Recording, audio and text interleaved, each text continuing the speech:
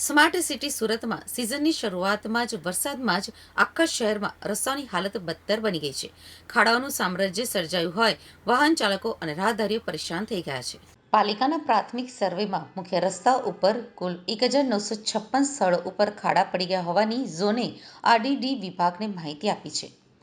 RDD વિભાગે જણાવ્યું છે કે શનિવારે સર્કિટ હાઉસ ખાતે મીટિંગ મળી હતી, જેમાં હાઈવે ઓથોરિટી, રોડ વિભાગ, જિલ્લા વહીવટીતંત્ર સહિતના વિભાગો વચ્ચે રોડ મરામત અંગે વિચાર વિમર્શ કરાયો હતો. ત્યારબાદ શહેરમાં મુખ્ય રસ્તાઓ ઉપર પડેલા ખાડાના રિપેરિંગ માટે પેવર બ્લોકનો ઉપયોગ કરવાનું નક્કી કરાયું હતું.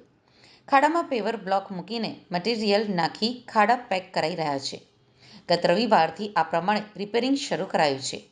આ અંગે ઇન્ચાર્જ સિટી એન્જિનિયર અને આરડીડી વિભાગનો હવાલો સંભાળતા જતીનકુમાર દેસાઈએ જણાવ્યું હતું કે વરસાદ વચ્ચે પેચવર્ક કરવું શક્ય નથી. શનિવારે મળેલી મીટિંગમાં ખાડાના રિપેરિંગ માટે પેવર બ્લોકનો ઉપયોગ કરવાનું નક્કી કરાયું હતું. જે કામગીરીમાં 146 ટેકનિકલ સ્ટાફ, 607 જેટલા બિલ્ડઅપ ડ્રાઈવર, 151 જેટલી મશીનરી, 693 જેટલા મેટ્રિક મટીરીયલ અને પેવરનો બ્લોક ઉપયોગ કરીને 132 સ્પોટ ઉપર 3586 ચોરસ મીટર જેટલી કામગીરી કરવામાં આવી છે.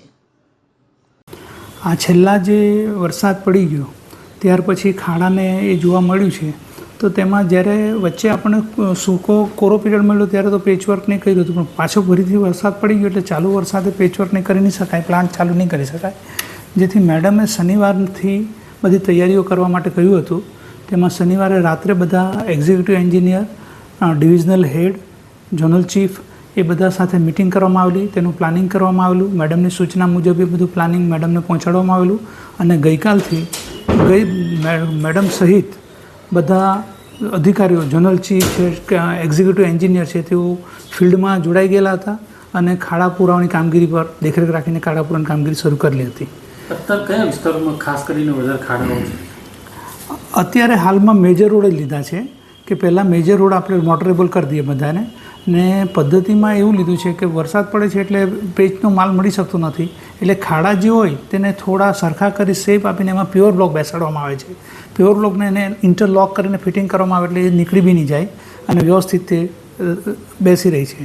હું આજની જ વાત કરું તો આજે લગભગ 146 જેટલો ટેકનિકલ સ્ટાફ હતો, કુલ 607 જેટલા બેલદાર ડ્રાઈવર હતા, 151 જેટલી જુદી મશીનરી હતી. એનાથી 693 જેટલા મેટ્રિક ટનનો જીએસબી ફિલિંગ મટીરિયલથી એનો પેવર તથા પેવરનો બ્લોક ઉપયોગ કરી 132 સ્પોટ પર 3586 ચોરસ મીટર જેટલી કામગીરી કરવામાં આવેલ છે. સર, મેટ્રોના કારણે જે રીતે અત્યારે સુરત શહેરમાં ખાડાઓ પડ્યા છે, કેટલી હાલાકી શું છે? બહુ હાલત ખરાબ છે. મેં અગાઉ પણ તમને કીધું કે પોલીસ, મ્યુનિસિપલ કમિશનર, મેયર સાહેબ, કોર્પોરેટરશ્રીઓ, આ બધાની એક વિનંતી છે કે તમે તમારા વોર્ડમાં જાઓ અને લોકોની મુસીબતને સમજો. જે લોકો બૈરી છોકરાઓને મૂકવા સ્કૂલે જાય છે એની પરિસ્થિતિ જો એ ખાડામાં પડી જાય છે, ગબડી જાય છે, ત્યારે લોકો પણ એની મજાક ઉડાવે છે, ખાડાની પણ મજાક ઉડાવે છે. તો મહેરબાની કરો. હવે આજે સુરતના લાલાઓએ તમને ખોબે ને ધોબે ટેક્સ આપ્યો છે અને એટલા પૈસા બી આપ્યા છે અને ખૂબ મહેનત કરી છે. આજે તમે એની કદર કરો. આવતા દિવસ તમામ સુરતીઓએ પહેલા વરસાદમાં જોઈ લીધું છે જે રીતની સુરત શહેરની પરિસ્થિતિ થઈ. ઠેર ઠેર પાણી ભરાયા, પૂર આવ્યા. હજી પહેલો જ વરસાદ છે તો ભાઈ કરોડો રૂપિયાનું તમારું પ્રી મોન્સૂનનું બજેટ છે, ક્યાં જાય છે? ત્યાં તો એક આગળ પર કાર્યવાહી થઈ છે અને જે રીતના રોડમાં ખાડા પડી ગયા છે અને જે સુરતીઓ હાલાકી ભોગવી રહ્યા છે એ પણ આપણે બધા જોઈ રહ્યા છીએ. એટલે કહેવાનો મતલબ એ છે કે આ શાસકોનું કશું ઉપજતું નથી. જે આ કોન્ટ્રાક્ટરો છે એ નબળી ગુણવત્તાના રોડ બનાવે છે અને એમના પાસેથી પહેલાં જ પાર્ટી ફંડના નામે કટકી કરવામાં આવે છે, જેના કારણે જ આ સ્થિતિ થઈ છે. જો નબળા રોડ બને તો જ આ પરિસ્થિતિ થાય. મજબૂત રોડ હોય, પૂરું કામ થાય, બજેટ પૂરું વપરાતું હોય તો હું માનું છું કે વર્ષે રોડ તૂટી ના જાય. એટલે આ પ્રશાસનની ભૂલ છે ને જે પ્રશાસનમાં બેસેલા જે કંઈ કર્મચારીઓ છે, જે શાસકો છે, મેયર છે, સ્ટેન્ડિંગ કમિટી છે, અન્ય ચેરમેનો છે, એ માત્ર ને માત્ર શોભાના ગાંઠિયાઓ છે. એમનું કશું કંઈ ઉપજતું નથી. આ 2-3 લોકો છે આ શહેરને ચલાવે છે, એમના આદેશ હોય તો રોડ એકદમ ગાલ જેવા થઈ જાય. બાકી અન્યથા આ સ્થિતિ સુરતીઓની છે અને રહેશે. દર વર્ષે આ સ્થિતિ હોય છે, પરંતુ નિવારણ કઈ નથી આવતું. નિવારણ તો ખાડીપુરમાં હવે આટલી બધી લોકોનો આક્રોશ આ પ્રશાસને જોયો એટલે હવે મોટી હાઈ લેવલની કમિટીઓ બનાવે છે. તો ભાઈ 5 વર્ષ ક્યાં ગયા હતા? 5 વર્ષથી સુરત આ જ રીતના પૂરની પરિસ્થિતિનો સામનો કરી રહ્યા છે. 4 દિવસ સુધી ઘરોમાં રહેવા માટે મજબૂર થાય છે.